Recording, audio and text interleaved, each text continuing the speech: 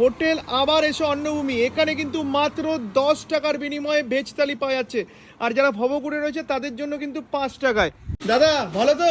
একদম সেই কলকাতা থেকে চলে আসলাম, হ্যাঁ, 10 খুবই টাকার ভালো। থালি হ্যাঁ, শুনে। নমস্কার।